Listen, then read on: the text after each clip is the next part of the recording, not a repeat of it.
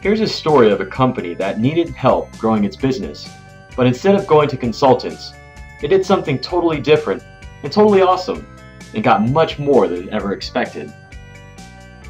This is Mr. Taylor. He is the CEO of a company that makes clothing for kids. The company sells its products through several retail chains in the country. It does well, but Mr. Taylor feels that it's time to grow bigger and go international. The problem is, Mr. Taylor doesn't know how to expand into new markets. Each country has different laws and regulations, different culture, and different customer tastes. How do you know what countries would be a good market for your product? What would be a good marketing strategy, and how do you find partners there?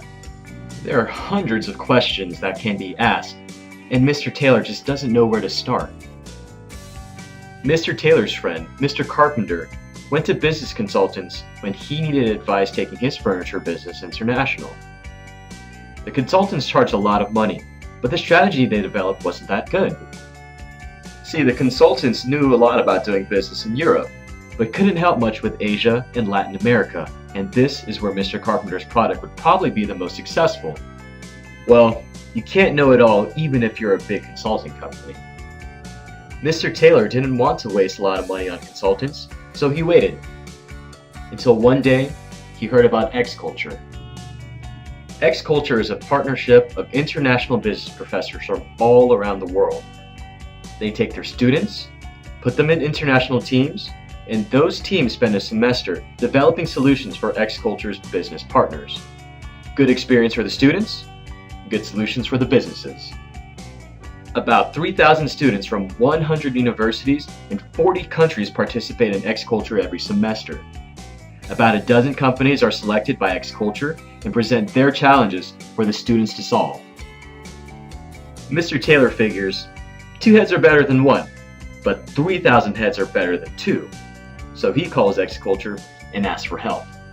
Hundreds of teams of MBA and business students from all around the world get to work. They use their knowledge and connections trying to find the best markets and develop a strategy for Mr. Taylor's company. At the end of the semester, Mr. Taylor received a stack of reports. Some of them are rather weak, but some teams did a really good job. They identified very promising markets, presented very creative advertising ideas, and many teams even found retailers that are ready to start selling Mr. Taylor's products right away.